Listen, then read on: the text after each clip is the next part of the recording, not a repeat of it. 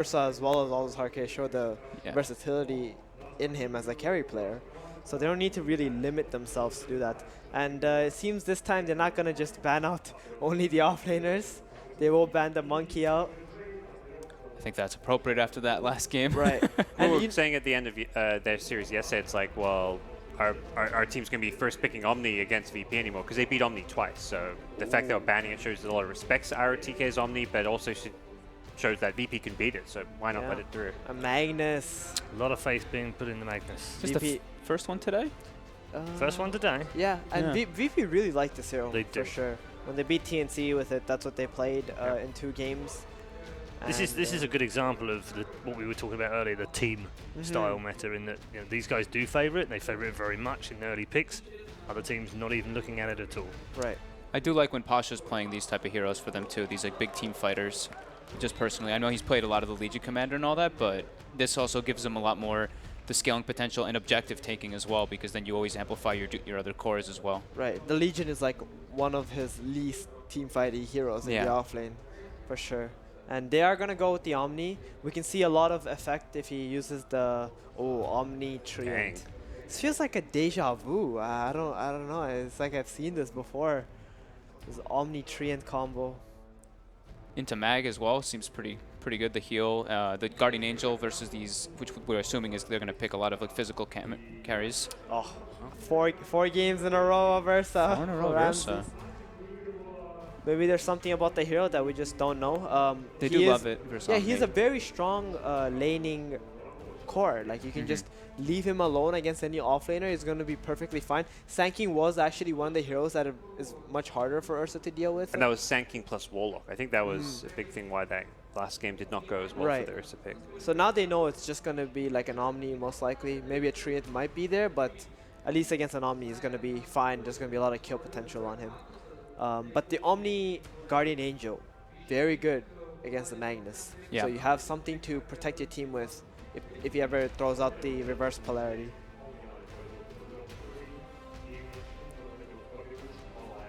Ogre banned out by VG, something that VP have been very well known to run, especially in some kind of dual lane mid situations.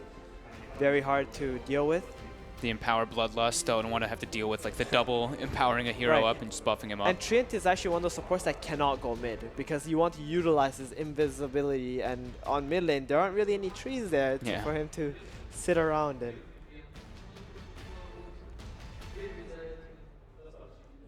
Ban out the Weaver, just a hard matchup for Ursa, just that really hard to catch up hero, but I wonder if they're gonna respect the Lina again, because right now VGJ are sort of lacking their damage output, and Lina is like, what, Freeze played it the past couple games, he's done very well with it. I would really like to see them maybe go for that.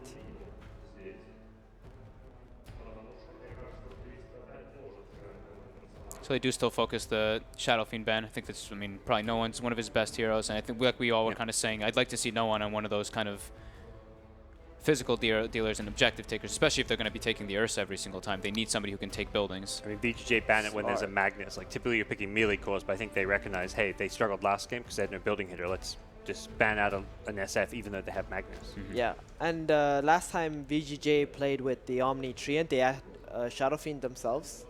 So it's also like a hero that maybe they wanted themselves, but in this game, they just already have another idea or another plan as to what they want to pick. They really like the Venge, as far as I've seen with the Omni and the Tree. It's pretty decent versus the Ursa. The other hero they've done with this big team fight thing and against heroes like Ursa is the Medusa. That Medusa, Treant, Phoenix type draft, good against Ursa, pretty good against Magnus. And potentially could have a decent time in the mid lane. Well, I guess you don't quite know what your mid lane matchup's going to be yet. But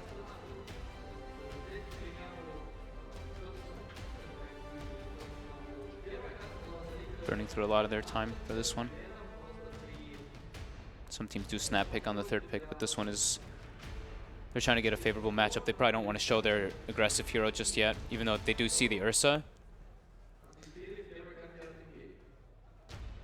Wonder how Wyvern would be, since they have such physical damage heavy Do you like Wyvern with Trine as your 2 supports though? It's not that good like in damage output, but they can definitely make up for it in the last 2 picks. Like if you can survive and you never die, you're always gonna be able to dish out damage, right? So if they would go along those lines, then it can work. Why would they Venge, not? okay. Yeah, okay. Yeah, so they go for the Venge again. This is actually 3 out of 5 of the last heroes that they picked. In the last time when they opened like Omnitrient, or had Omnitrient in the lineup. So Omnitrient, Venge, they had Phantom Assassin and Shadow Fiend. Obviously Shadow Fiend banned out this time. Gonna have to go for something else.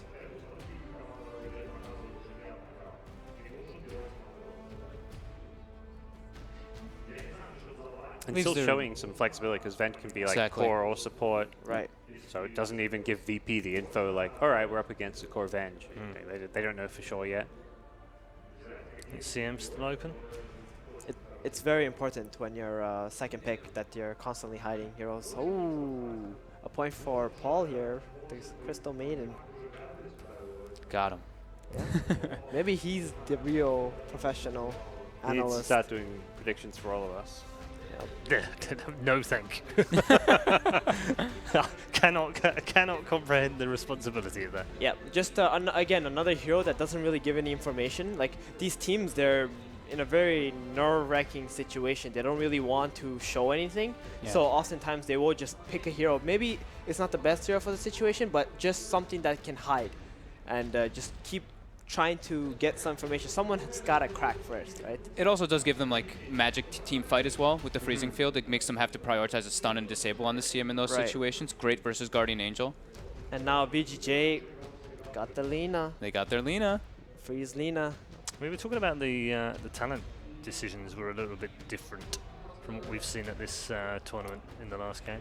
Yeah, the level 15 leading talent can be either the respawn time or the damage. Yesterday we saw eSports have a lot of success with the damage talent on Lina. Scaling into the late game last game, we thought maybe would have been the preferred option on the Lina compared to the respawn time. Wasn't it dying all over the place and didn't really make any use of it. And late game, the life stealer falls off a lot, so you want to have that Lina dishing out damage, and plus 50 damage when you're attacking as fast as you are with a dataless is a massive difference in your physical damage output, but can't really question him and got the win, so worked out. I think both talents are amazing is the thing. It's like hard to decide sometimes. It's a very safe way of going, isn't it? The respawn, yes. Wonder if they're gonna go for the Templar here, just to counter the Lina right now, since yeah, and if they do that, there's still the option that VG can have the Lina as a support. It's not bad paired with the Venge in the lane. That's true. That is a good point. And it is a lot of damage output for just from a support, so I don't mind it. Let's see what VP are gonna. And to be honest, I'm still favoring this Templar Assassin in this tournament. It still has a very high win. It seems like teams need to prioritize it more because we always get to this like last pick and it's like TA is last band, and then you can't pick TA into that Lina or whatever it may be. So they take the Rubik. So it's like they're saying that Rubik is more important than our actual last pick, or they just ran out of time and they need to buy a bit more time to understand what they want to pick for the mid lane. They still have 37 seconds, so.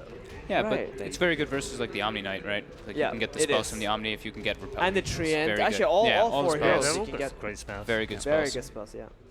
Lil loves this Rubik as well. He hasn't played it in a bit, though. I actually feel like I haven't seen him play it in quite a while. But Sniper ban. All right. Just in case. Yeah, Sniper can lane well against the Lina. And for late game, if they have Shockwave, they have like a CM Aura, they have Fade Bolt and everything for high ground defense. Yeah, it could be very difficult. Don't leave the TA open though. Guess they're less worried about the laning phase and the whole objective kind of thing as the game for Vici. Is there any chance Mag goes mid? They did that in one of their Magnus games. You guys think they consider that at all? That's a good point. It could be a possibility. But laning against a Lina though, that sounds rather rough. Not good, that's for sure. Terrorblade banned out. So they are going to go for the TA. Yeah. Alright. So it just seems like they respected the Rubik more for their team. They're like, okay, we definitely need to get Rubik in this game. Like, I really want this here. TA, maybe we can replace it. So that was most likely the thought process. They're going to need some diffusal on the TA and even the Ursa probably versus the GA. Pretty physical dependent cores. But we will definitely see it Ursa with the he went in, yeah, both games yesterday against the Omni Knight. Yeah. So. It's very powerful damage outputting item. What's the carry though? I mean, Illusion to be great for burning Refraction, but So they yeah, got PA. They actually, that's 4 Yeah, out of 5 that's of them 4 out of similar. 5 of the Yeah. heroes, yep. Interesting. And it's not that bad, right? Because it's all physical damage from VP's side. They have to get to this Monkey King Bar or Yeah. what's Bloodthorn. Bloodthorn, right, yeah. right. To try and counter this PA. And this repelled PA is going to be very powerful. Okay, let's do some predictions, gods. Just understand the responsibility that is currently in your hands. Don't worry, I got you. This is nerve Yeah, wracking. just, guys, Yeah, please, go ahead. Please Go just ahead. Go. I already got mine chosen, so. I'm going to stick with who I think. So I feel VP. I think the Ursa versus the Omni Knight is a much better matchup. Ursa's not going to get contested as much. I think this time around VP have much better lanes in draft. Okay. Fogder's already gone for Virtus Pro. Come on, production. Give me a break. But I was going to go VP, but like, let me at least say it doesn't really matter, right? You're right. I just wanted to okay. say a bit why, really quickly. Just I think that they have really interesting picks, and I think that the damage output from VGJ is a bit limited. Okay. I'm going to sacrifice my prediction Okay. for the sake of everyone. Okay. All right. Taking one for the I'm team. going with VGJ. Okay. Good stuff. You've fallen on your sword well there, Man sir. of the people. He saved us all potentially from something far worse. 1 for VGJ, 2 for Virtus Pro. And reminder, Virtus Pro are on their last life here. They have to win this one to stay in the Kiev Major on home soil. Let's head back to your commentary team for Game 2.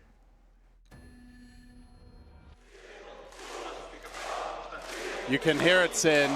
Virtus Pro, indeed. They've gotten the names right. They're ready for Game 2, and VP certainly needs the support of the home crowd here. They trail Vici Gaming J 0-1 in the best of 3. And this is a totally different draft all around. I mean, VGJ, they get the Omni Knight for ROTK that they've had great success with. They're running like this extremely heavy support lineup around their PA from Aggressive. I think we did see that in the group stage once, I want to say, that Aggressive really took off on this PA. One hero we were talking about could have been cool here would have been a potential Phantom Lancer, actually, which no one seems to think is good. I think sometimes it's a good 10th pick. Could have definitely had its place in this game, knowing that it's aggressive on the carry role. That's why I was even thinking of it. Yeah, so, I mean, certainly used to be an aggressive staple, even if the hero has fallen off a bit. And when the TA last pick came out, it felt a little bit sweeter, but not the way they opt to go here. So on paper, could be a really good PA game. You've got incredible support, as you mentioned. It's also, in theory, a good matchup against VP's heroes, who are incredibly reliant on physical damage. You know, eventually maybe a Silver Edge or MKB comes out. They don't really have anyone to build a Bloodthorn naturally. I guess TA could go for one potentially, but up until you get those big items, a PA with Repel is difficult for this team to bring down. Absolutely. The Ursa versus PA matchup is a little bit special, however. In theory, it sounds like it's great against Ursa because you miss all the time. But the thing is, missed attacks don't bring down the overpower counter. So you just keep hitting until you get 6 hits. It will take a while. Statistically, about 12 hits when you have max blur. Ooh. EU math right there. You wouldn't know. Yeah. Okay. Someone has not been enjoying the local beverages. Yeah. Nearly enough. You're doing math, Sind? Yeah. Come on. That's me. You know me, David. Well, we've talked a bit about VGJ's picks. Let's look at VP here as well. So they get a very good matchup mid for no one. I think this matchup is less good than it used to be. The TA versus Lina. Lina with the attack range buff and just the overall change of how the lane is played, and with the Shrine seems to be doing better against TA, but it's still a lane that TA enjoys. Bottom lane, they're going to run the Rubik and Ursa. This has been VP's go-to hero against Omni Knight, by the way. Ursa every time to just match him in lane. It's one of the heroes that can beat him. Of course, this time there is the X factor of Treant and also the Venge. So FY on the Venge, I mean, to me, like, yeah, there's a lot of differences with the draft, but I think the biggest difference is he's not really on a hero that can just take a game over like Monkey King. You can make big plays with swap, but you're unlikely to like roam a lot early and just carry the game. If anything, like Treant Protector is a little bit more of that hero that can have the big roaming impact, but it is Fenrir playing the lumbering tree, at least for now. So I'm curious to see, can Vici Gaming pick up the slack elsewhere? Well, the top lane isn't going to be too easy for the Magnus, I would say. No, PA has pretty good. Does PA just win this matchup flat out, you would say 1v1? I'm thinking twice. It's probably pretty even, but PA has the Shrine. That's always the thing you need to consider when it's a one-on-one and one team's off lane. So I would give a slight edge to aggressive here, simply for that reason. But Mag is definitely going to be finding his farm. He will have to flask already, though. The other thing that will work here in VP's favor is they get that 1v1, but bottom lane, they're going to move on to Fenrir initially. Does drop the leech seed, but he's caught out, and that Uv ain't going to help him as he ends up getting denied by the neutral. Oh, that hurts. Ramses is like, get the hell out of here, stupid wild kid. Creeps MVP of the day. What is that, like the third or fourth time we've seen neutral to die today? That's painful stuff for VP, but I mean, what I was going to say is this mid lane should be very favorable for no one. We actually saw, I think it was the 5th ban last game that Vici removed the TA to avoid this matchup, but no one gets his hands on it this time. And so far going okay for Freeze, but we have seen TAs, once they get like towards that level 5 to 7 territory, really start to bully and threaten for kills against Lina. Yeah, but then you just reach. But you have living armor is the other thing. You reach level 15 and get a respawn talent, and then it doesn't matter. Whatever happened previously in the game Why doesn't do you think matter. Freeze likes Lina so much? Classic. Anyway, laning stage looking really even in these first 3 minutes. I think Vici J are really accomplishing what they were hoping for by protecting their Omni Knight against this Ursa this well. Oh, bottom lane, he's actually in trouble here. So much damage. Ramsey's in deep, and with that Oof slow, just a little bit more from RTK. They don't quite have the firepower to bring him down. They turn back for Lil, and even the Rubik takes a while, but eventually will fall, and that is indeed, it shouldn't be, but it is, the first blood of the game. Vici Gaming, well, they won't be able to prevent this Shrine heal, but the damage has been done. The Wave of Terror comes in, just doing a bit of scouting. I mean, really, Sin, it is the dream laning stage for them. They get the first blood. With this lineup, you need a farm PA. Aggressive is free farming the highest CS in the game right now. Top, not able to really stop Pasha, but having a good time early, not being pressured. And Freeze even doing surprisingly well against the TA. Did already have to hit the Shrine relatively early, which no one scouted, but yeah, great laning stage so far. What can VP do to change it up? Looks like they're going to try to rotate top. Yeah, they have to lane swap. I think this is the right choice. The problem is, when you're running an aggressive tri-lane and the enemy team gets to pull and you don't win by using Shrine, you failed your mission in that lane. Oh, aggressive. Really smart choice of dagger target there. As he slows down Ramses, the one hero that was required to get in range to finish him off. So he survives the rotation. As we'll see, FY sees this opportunity to grab a bounty rune, stealing that away. The regen going to Freeze. That rune definitely going to help keep him in stable condition here in the middle lane as he begins to chip away at no one a little bit. Finds the stun. Follow-up Slave is there. Good damage. Still no one waiting on that bottle. So yeah, overall, lane's going well. Shrine has already been used by no one here. And yeah, mid lane is just breaking even here. It's kind of... That's what I was saying. In the past, this lane would be dominated by TA, especially no one is one of the best mechanical laners in mid lane. And TA has probably been like his most go-to hero of the tournament, I would say. At least one of them. He is very, very good at playing TA. So if he's breaking even against Lina, it tells the story of how this matchup really has changed. In the past, you would often see this TA once hitting level 3 just start doubling up Lina's CS. Some games. Not the case here, though. Yeah, and there is also like the X factor of potential living armor to make that lane even tougher. So definitely not a lane, not the normal 1v1 that you'd be hoping for. So no one. So VP have lane swapped here, and no one has gone a bit into the jungle. Will be taking some fairly substantial tower damage as a result. 2 range creeps hitting that tower. This top lane is... Uh-oh. FY's there to reveal it. He's actually going to spring the trap. Going right onto Lil. They get the bash from Fenrir out of the invis. Easy and decisive takedown. And now aggressive, looking for more. He is going to dagger onto Solo. They pursue, but Ramses is there. And the bear will protect his maiden, at least for now. Nice fanfiction, LD. That's only when Toby's cast. Another Toby moment, but this time from LD, not from OD Pixel. Oh god, I've been hanging out in the green room too much. Might look for the dive here though, Sin. You can see Fenrir really wants to go for it. He is set up to the right of the tower, and FY just perched in position. But they've got to suspect he's in the neighborhood. Actually, there's a sentry. They see the aggression of FY, and they know that Fenrir is nearby, so VP with some fantastic game sense will punish that. It's very important for VP to just start getting a little bit of wind in this game. They lost the lanes overall, I would say. They need the Ursa to be involved in kills so that he can start finding more farm. VGJ's lane adjustments have been, in my opinion, completely ideal this game. They've run the perfect lanes, and I think in part we're just seeing this experience from FY and Fenrir as a duo have always Here comes the rotation, though. It's on to Freeze in the mid lane. No one moving in position, stun off the mark. Slave will connect, and then Solo goes down anyway. Ooh. Well, they get the kill, an overall, I suppose, about even with the smoke and a core for a support trade, but still, nothing coming easy for VP here in the lanes. Well, if you're Freeze, you're probably pretty happy there. I thought he was just going to die and nothing else was. And Laguna's such a low cooldown. Like yeah, you come back and you'll probably have the Laguna up before the next fight breaks out. For sure. So you just go for this play. It just reminds me of that. Was it? I forget which video it was, but like the old highlight where the Lina misses the stun, misses the slave, and then gets the. Was that from Shitty Digest? I think it was. Yeah, I think it was Crocodiners. Oh man, I wish he whatever still happened made to those. that yeah, guy. I wish he still made those. He's been making number 5 for 4 years now.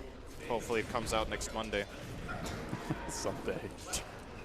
In a galaxy far, far away, he's already up to 400, but not this one. Yeah. So is VGJ going to just keep this up? As it looks so far, with the lane adjustments they've made, FY and Fenrir have pretty much been going hand in hand the whole game. They've managed to still maintain this good level of farm. FY just keeping that pressure up onto Ramses, and the Laguna is indeed online. Oh, CM trying to slow things down. They maybe find another kill. Big pressure from Vici, completely changing up the tempo as they dive onto Lil. Behind the tower, VP getting a taste of their own aggression from game 1 and getting punished for it. Lil almost sure to fall to the wrath of the PA. Moves into the lane, and well, the trade-off has to come elsewhere. No one trying to push in mid.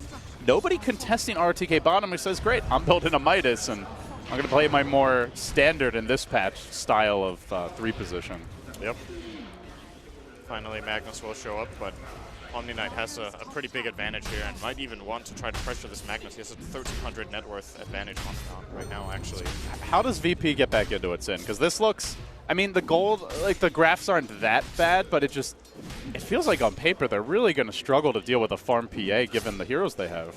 Yeah, the main way of doing this is just try to maximize farm, take advantage of Empower, get your Ursa into the game, make sure that Ramses is finding something. He's currently level 6 with only these 43 CS. It's not abysmal, but it's not fantastic either. Keep him farming, keep the TA farming, and hit that spike when TA has the Deso, something needs to happen. They get the Deso. A fight into Roche would be the way back into the game. I don't think small skirmishes are likely to work. Vici aren't going to wait that long, though, as they find Ramses. They won't even give him a chance to enrage. Deleted. Things working out beautifully.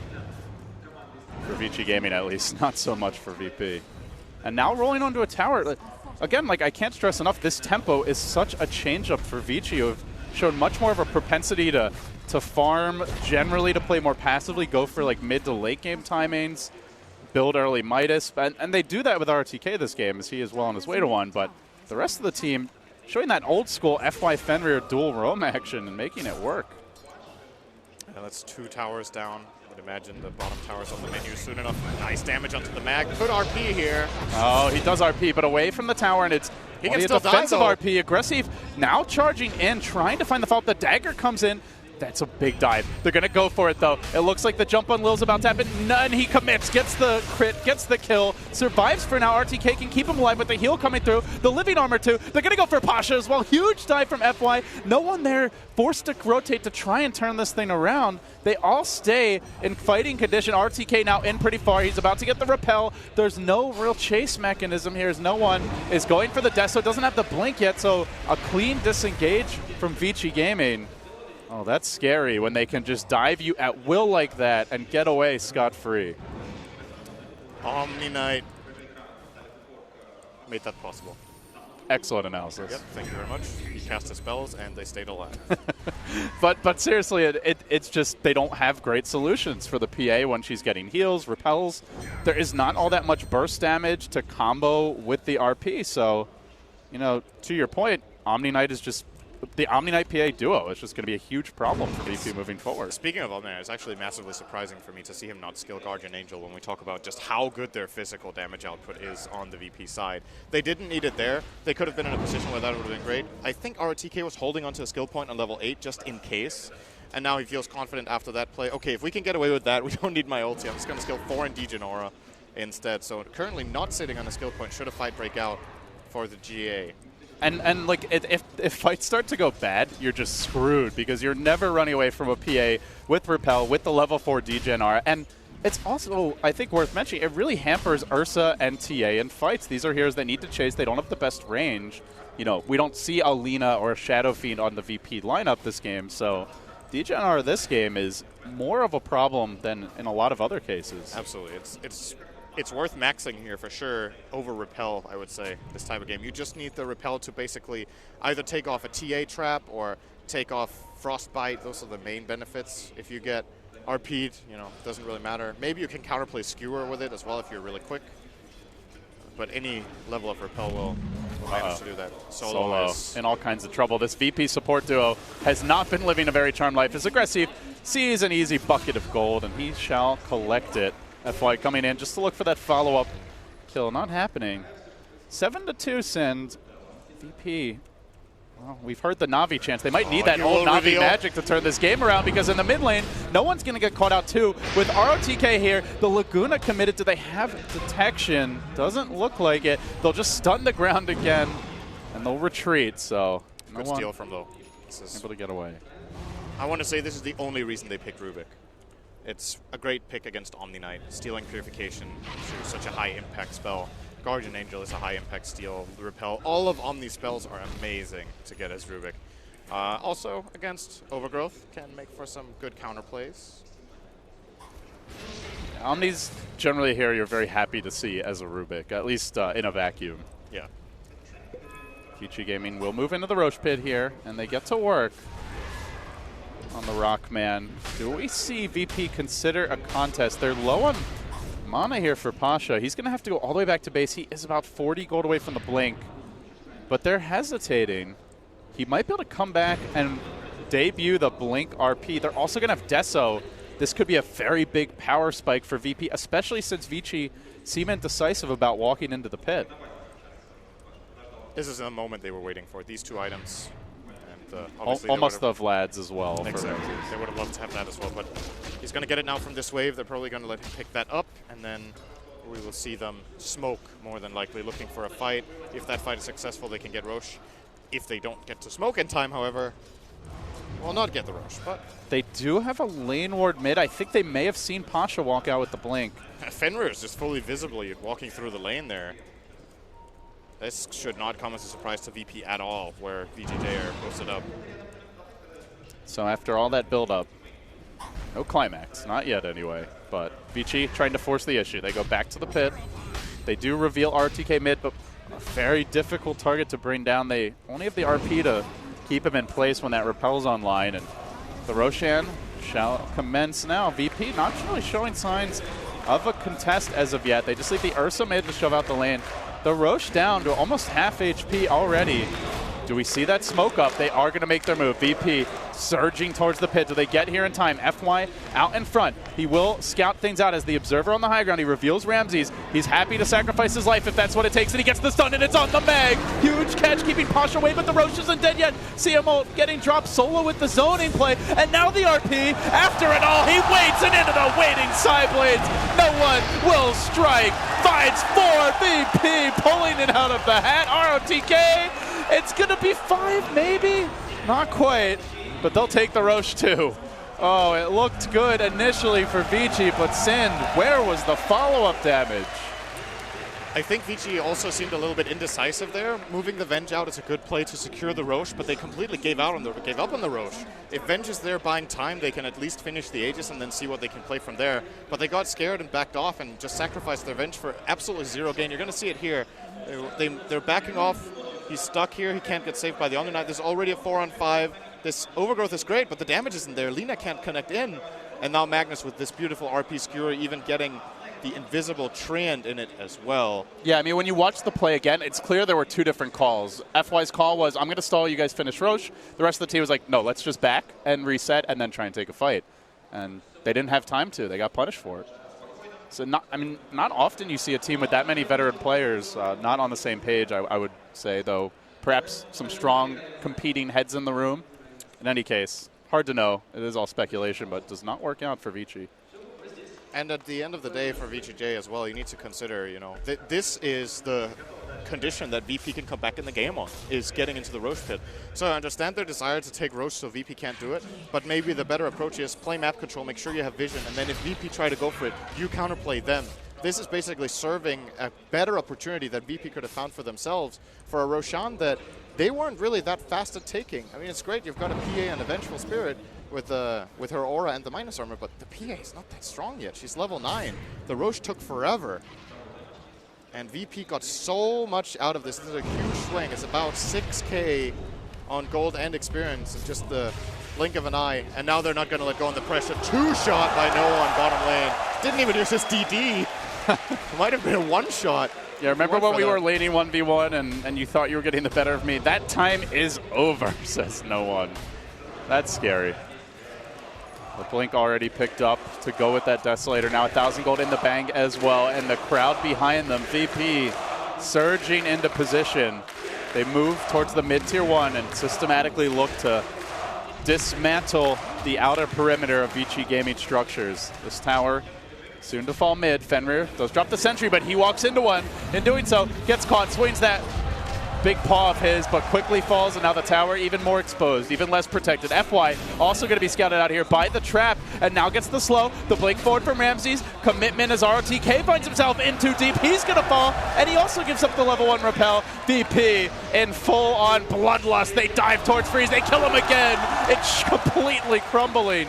Vici Gaming being dove even further. They're going to die under the tier 3 towers before the tier 2 has even taken a dent. Well, Vici Gaming, talk about a quick collapse. And not done yet. FY might also drop. Could have dove for him, but not even worth it. And they still have the Aegis on Ramses, who's now building his Diffusal Blade. All of these advantages that VTJ built up are just out of the window. I mean, it's very tempting when you find kills like that. You have the DD rune on TA to just start chipping away at mid, but despite the roaring crowd, they recognize there are tier 2s. There's still a lot of room to grow. We have the Magnus. We can take this later, and they are going to slow things down now, back off, and start looking for some follow-up items. No One is just so far ahead. It's absurd how much net worth he's accrued to this game. That's what happens if you let a Templar Assassin go uncontested for a while. So VGJ had good laning. They were doing a great job. The Roche pit fight, one moment pretty much has put VP in a really good spot in this game now. So now the tables have turned. It's VP who can play super aggressively. We already saw it in the mid lane. Kind of needs to make a big mistake to bring back VGJ in the game. There's just this huge influx of items. Almost got a full pike now completed on No One. The Diffusal Blade will come out for Ursa fairly soon as well. They have something to deal with the Guardian Angel, which, by the way, have we even seen it cast this game? I don't. Has he even skilled it? Yeah. Okay. Yeah. Had to double check there.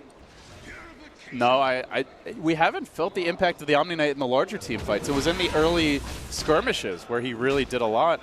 And, you know, speaking of other cores on this Vici team, we saw a lot from Freeze last game, but this game he went for the early Yules, paid off in the early engagements. Now he wants to go back for a Ghost Scepter. The problem is, Sind, Ramses is about to complete a Diffusal Blade in short order, so how much mileage will he really get out of this Ghost Scepter? That's really the question. The other problem is he gets 2-shot by TA, so he needs to be fast. And his name is Freeze, so yeah. I don't know. So, really fast. Don't fall asleep. Well, P-Flax was talking about the good old days and us old fogies. Don't take a nap, Sind. We still got Dota to be played here. VP looking to press the tempo. They are going to siege this tier 1 top. They bring it down, and they rock forward looking for more. Hurricane Pike available in the stash for No One. Not that he necessarily needs it. They are going to dive here. They commit onto FY, that Venge, and I wouldn't even say she's in deep. She's just in the big vicinity of VP and gets slaughtered for it. And the problem is here, even if VGJ were to hold, everything we talked about with the draft, with all of this physical resistance by having Omni Knight and all. Wait a second, Solo's actually going to find aggressive. Aggressive. He may be thinking he can just get an easy CM pickoff, but not the case. Lifted up, drop back down, into the bear claws. Another death. Vici Gaming continued to self-destruct VP. It's all started with that Roche fight, and the hits just keep on coming. And I would imagine we're going to see no one go for an MKB next. He's already so far ahead. I don't think he needs a BKB just now in this game. Can just play on refraction. And if he finds the PA in the fight, he can solo her. He can just blink Pike. If he has an MKB, she dies. There's and the only response is Omni Knight. And you're talking about these big items like an MKB, and there's really no counterplay for it. And for Vici, no farm in sight, no early Bloodstone for Lina, slowing down her item progression. We haven't seen, you know, a Midas pickup on either the Vici supports. They are unlikely to get one anytime soon. The Omni Knight, who once in a while we've seen the Radiance build, that's not happening. And PA, not really a great flash farmer. So if you're not getting kills, you're losing these fights. You talked about how well TA can farm. On the flip side, Vici Gaming not very good at farming their way back into the game. Absolutely not. TA will be continuing her farming spree with a BKB. It was between that and MKB in my opinion. Taking a bit safer route, fair enough. Doesn't want to give his life away. He's a very valuable killer right now. RP. And the commitment. The hate for RTK continues. It started with the draft in game 1. They are even going to see a Venge illusion here. They'll make short work of that. Well, meanwhile, Aggressive. Hello. Solo. Giving him a little fireworks display. And now maybe going to catch him out. The dagger's there. The Frostbite comes through. Rooting him in position. Does get the urn up and tries to rejoin the team, but it's going to walk right over a TA trap. Well, the tree will wait here. Maybe hoping just a solitary hero rotates in, but this crowd is really feeling it right now.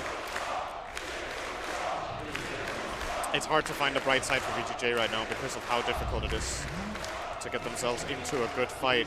Do you feel like Fenrir almost died to 2 cleaves from the side blades. No one didn't even know he was there.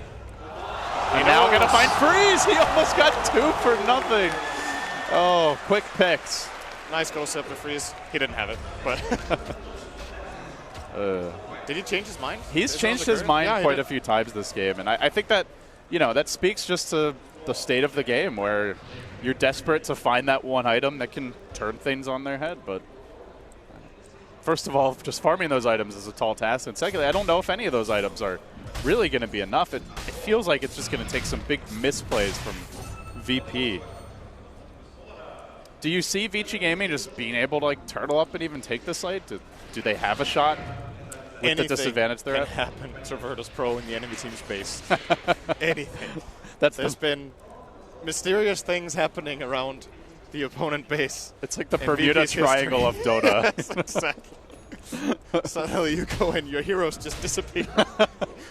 Where did we go? Blame Ice Frog. We've seen it in the past. VP has become a way more reliable and stable team when it comes to sieging high ground, have generally make better decisions, but sometimes we see the over-aggression. All right, Sind, I know that you put a little money on Vici, but really you don't have to curse them that hard. Okay. David, I don't like when you say these things because some people actually believe it. For the record, Sind did not bet on this game.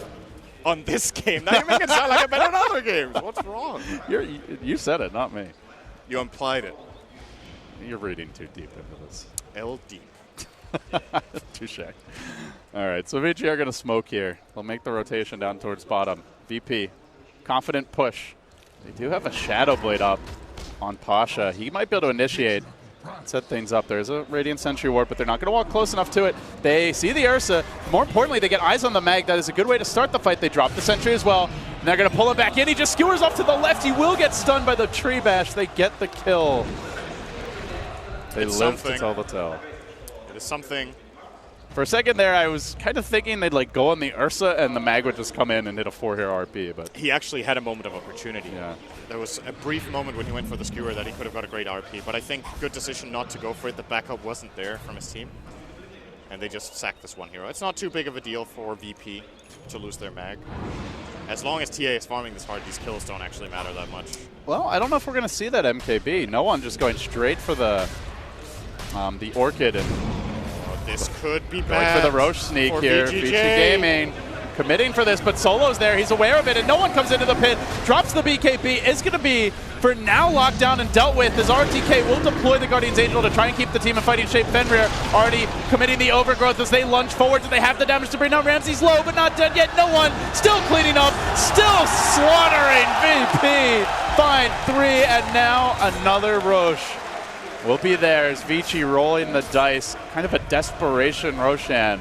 Excellent overgrowth steal by Lil. He's like, nice spell. I'm gonna use it better than you. Got a 4-man overgrowth, I think, there, Lil, on the Rubik. And that's pretty much sealed the deal. It was a nice attempt from VGJ. They knew they had the numbers. Mag was dead. But of course, the TA trap in position gives VP a great read. And what a nice freezing field from Solo. Forced them out of the pit. He was in an excellent position there, setting up the rest of his team for success.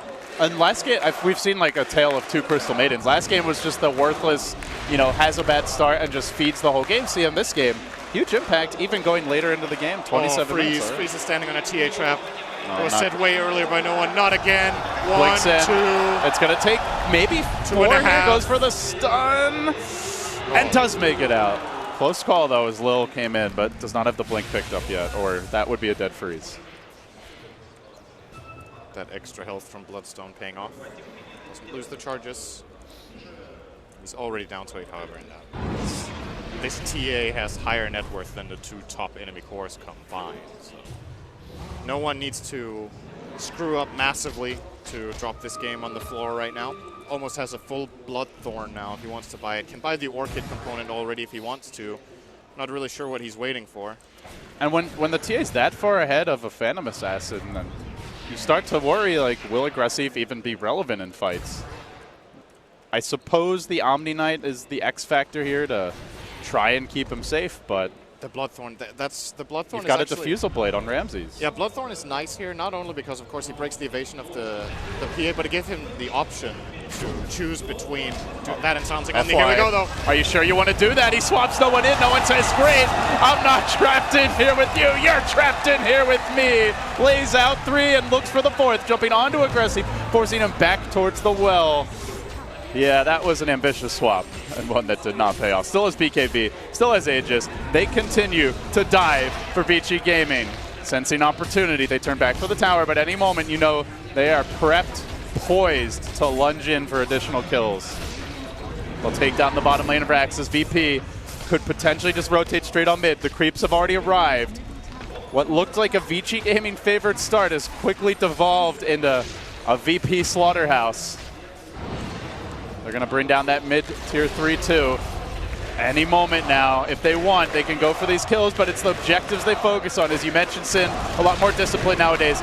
Initially, overgrowth, but not really a whole lot of follow-up here as FY is going to get caught out, ends up going down, and now Ramsey's charging forward, immediately purging off the Guardian's Angel, makes short work of RTK, brings down 2, raining down the celebratory Crystal Maiden on VP will demolish Vici Gaming. Sub 30 minutes, decisive victory here.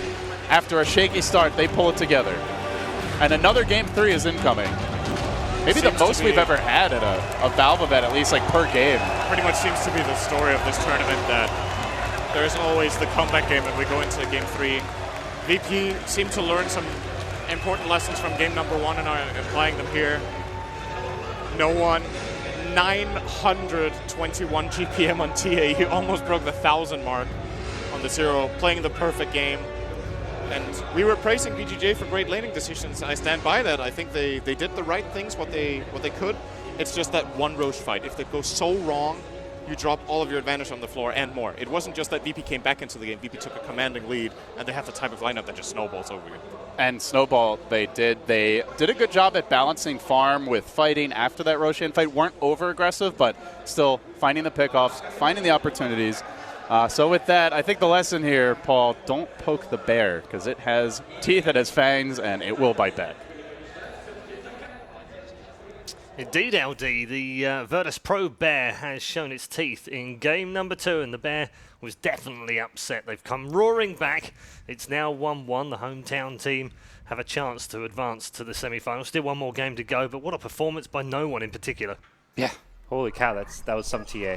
They had a pretty damn rough laning stage. It felt like VGJ had gotten everything they wanted out of the lanes. They were winning 3 lanes.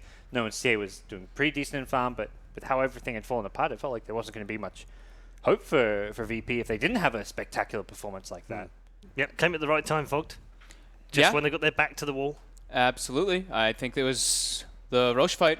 I think that's where everything kind of just exploded and turned around for them. They get the Mag Blink Dagger. Me and Theben actually kind of looked at each other. He walks in like, that Roche had like 10% HP. Why didn't they just like try to finish it off instead of fighting outside? But in those kind of situations, you know, we're seeing it from bird's eye view. It can be a little bit different when they're in the game. But yeah, that was just a really good fight taken by VP, and I think a lot of it was due to the TA's traps. He had vision like all over the map. Yeah, we said before that they are a fast-paced team. They like to play at pace, and they like to finish games off early. That was much more like the Virtus Pro we saw earlier in the tournament. Right, they definitely... actually, in this game specifically, VG were the ones pressuring VP instead. But what I would like to point out is, it goes to show what happens when you just give Magnus this one team fight that he's looking for. One RP, they steal this Roshan, and that was it. The game was just blown out of proportion. You couldn't even think how VG can possibly come back into this game. But yeah, this is the kind of like fast-paced game they want to play, where they just find this one mistake the enemy's gonna make, try to exploit it, and then keep running at them. Yeah, very well played by them. Like here, this is all just because of what happened earlier. Look how aggressive they got like right after the Aegis has happened. Ursa ends up getting like higher net worth. TA is already at the position where he's got Blink Desolator so early on. And yeah, look at that, diving tier 3s. That tier 2 is still at full HP. They did not care afterwards. And this was a great moment. I love seeing this. Just a little pounding to you your don't teammates. actually see that in Dota at all. Because especially when everybody's like constantly in the game and you're thinking about the next move and whatever, but they're like, no, you know what, this is pretty chill. Yeah. Give me a fist bump right here. And here too. This fight was like a desperation kind of thing for Vici. It felt like they were like, we need to get this Roche. We can't let them get another Aegis, or this game is just going to really become impossible for us. But see the TA's net worth, 20,000 over the Omni's 10k. Omni is the most farmed here in the game for VGJ. Something has gone astray. You want that Lina or PA to be kind of leading the what charge. was that? 25 minutes in the game? yeah. Jeez. 920 GPM at the end of the game. I feel like he was breaking some records that game. Yeah, I'm sure if you follow Nahaz or Knoxville on Twitter, I'm sure they've been tweeting. In fact, I did see one from Nahaz earlier on in terms of last hits. I think it's the most of any hero in the last 1,000 games or something since TI5 at a specific point in the match as well. I mean, it's just an extraordinary performance all round, but the standout performance is, you know, from one man. When you look at the scoreboard right now, 24,500 net worth on a 9-minute game, 10,000 ahead of the nearest, which is his teammate, and the top 3 net worth were all from the same team, all Virtus Pro. KDA 10-0-12 and GPM of 921.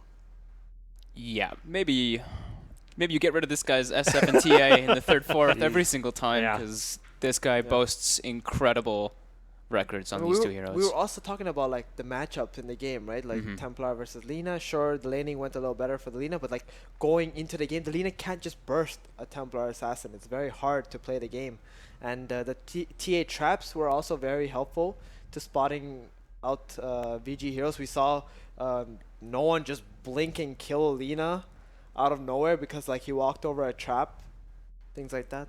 Yeah. MVP only has one name on it for this particular game, and it is no one. There is literally no one, no pun intended. Actually, pun intended. There is no one else you could have picked, Fog. Yeah, I mean, yeah, he played amazing, honestly. Like, I didn't even really, like, they picked their Ursa and they were trying to, like, build a lineup around it, but, like, in a way, because they really like the hero, as we've seen. But I felt like I didn't even really see Ursa really like running down people and like being that Ursa where he kills people.